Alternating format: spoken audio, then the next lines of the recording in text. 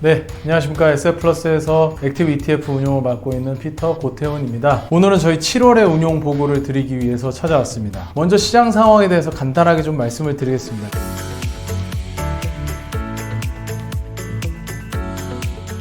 지난 한 달간 시장의 변화는 전반적으로 상승세가 일어났던 장이었다라고 보시면 좋을 것 같고요. S&P 500은 2% 정도 상승을 했고, 홍콩 지수 같은 경우에도 HSCEI 지수도 2% 정도 상승을 했고요. 이제 국내 시장 같은 경우 굉장히 강하게 코스피가 5.7% 정도 상승을 하면서 전 세계적으로 좀 상승 모멘텀이 있었던 한 달이었다라고 보시면 좋을 것 같습니다. 그 중에서도 이제 섹터별로 좀 구분해서 보자면 인공지능 투자의 강도가 계속해서 상승하는 모습들을 보여줬고요. 이건 이제 실적 발표 과정을 통해서 빅테크 기업들도 확인을 좀 시켜줬기 때문에 아무래도 지난 한 2, 3년간을 끌어왔던 가장 중요한 투자 포인트라고 할 수 있는 인공지능 데이터 센터에 대한 투자 포인트가 살아있음을 좀 보여줬고요. 그런 부분들이 시장의 상승세가 계속되는 흐름에 긍정적 영향을 줬습니다. 그리고 데이터 센터 투자가 폭발적으로 늘어나는 상황이 계속되다 보니까 전력 부족 현상에 대한 이슈들이 계속 제기되었고요. 전력 기업 중심으로도 가파른 성장세가 있었다라고 보시면 좋을 것 같습니다. 이거는 뭐 주가적인 측면도 있었지만 실적의 성장세가 굉장히 가파른 모습이었다라고 보시면 더 좋을 것 같습니다. 반면에 이제 GLP-1 비만 치료제에 대해서 좀 많이 말씀을 드렸는데 선도 기업이라고 할 수 있는 노보 노디스크 같은 경우는 올해 매출 가이던스도 좀 하향을 하고 경쟁 심화에 대한 이야기들을 좀 하면서 부진한 모습을 보여줬고요. 이런 부분들이 전반적인 비만 치료제 업황에는 부정적인 모습으로 좀 나타났습니다. 저희 포트폴리오로 좀 넘어가서 하나씩 설명을 드리도록 하겠습니다. 지난 한 달간 사실은 원화가 약세의 국면을 좀 보여주면서 원달러 환율이 2.7% 상승을 했습니다. 이런 부분들이 저희는 이제 환이 오픈되어 있는 포트폴리오를 가져가다 보니까 긍정적인 영향들을 줬고요. 물론 그 와중에 종목 선택 효과도 좀 긍정적으로 나타났습니다. 가장 이제 규모가 큰 글로벌 플랫폼 같은 경우에도 전월 대비해서 6.9% 상승을 했고 벤치마크 대비해서 3.8% 정도 상승을 하면서 환효과를 제거하고도 상대적으로 아웃퍼폼을 좀 나타냈고요.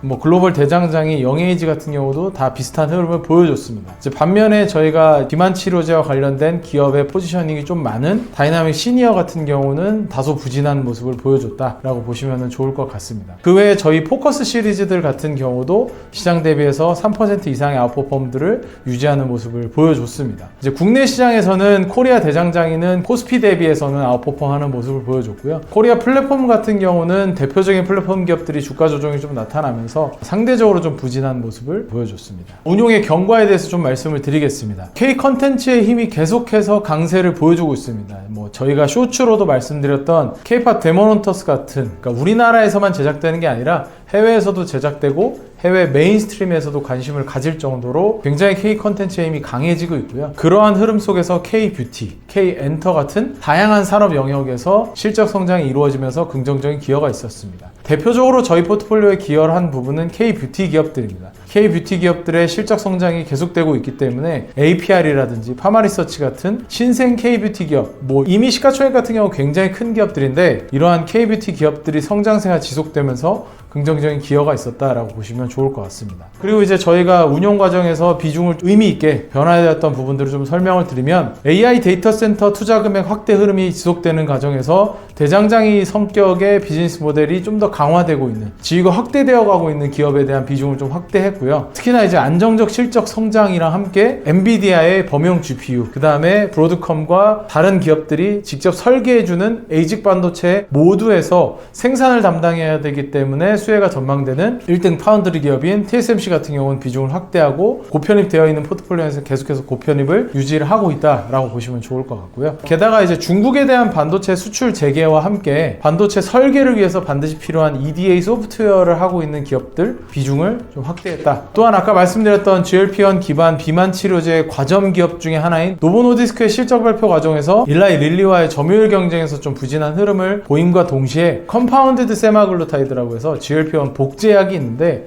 이에 대한 판매가 계속되는 흐름 때문에 불안감을 좀 제기했는데 반면에 비만 치료제의 대중화가 계속될 것으로 저희는 전망하고 있기 때문에 비만 치료제를 기반으로 비즈니스 모델 성장을 또 하고 있는 힘스 같은 기업들은 플랫폼 가치가 지속적으로 성장을 하면서 저희한테 긍정적인 기여를 해왔다 라고 보시면 좋을 것 같습니다. 이 외에도 다양한 분야에서 비만 치료제와 관련된 기업들이 다변화된 흐름을 보여주고 있기 때문에 저희가 액티브한 선택이 좀 필요하다라고 보시면 좋을 것 같고요. 비만 치료제에 대해서 저희가 이런 생각을 가지고 있다 보니까 작년부터 저희 포트폴리오에서는 노보노디스크는 편출을 하고 일라이 릴리에 대해서 좀 더 집중한 포트폴리오를 가져가고 있습니다. 근데 이제 노보노디스크의 경쟁 상황 심화에 대한 얘기들, 또 이제 비만 치료제 다양한 기업들이 뛰어들고 있는 경쟁 심화 상황 때문에 릴리에 대한 비중도 저희가 생각하는 가장 높은 비중을 가져가는 것이 아니라 적절한 비중을 유지하고 있고요. 저희가 항상 말씀드리는 게 이런 포트폴리오적인 관점으로 직접 투자를 하실 수 있는 분들은 사실 뭐 ETF에 대한 투자를 굳이 하실 필요 없을 수도 있지만 개인들이 이러한 포트폴리오 관점으로 투자하기는 쉽지는 않습니다. 그렇기 때문에 저희처럼 특정 산업에 대해서 성장을 바라보지만 리스크 요인도 고려를 하면서 함께 조합으로 가져갈 때 이 산업 성장의 수혜를 함께 누릴 수 있는 훨씬 더 안정적인 투자를 할 수 있기 때문에 그런 측면에서 바라보실 때는 ETF 투자로 함께 하시면 좀 더 좋을 것 같습니다. 저희는 계속해서 포트폴리오를 업그레이드하면서 조금 더 좋은 수익으로 여러분들에게 보답을 할 수 있도록 최선을 다하도록 하겠습니다. 감사합니다.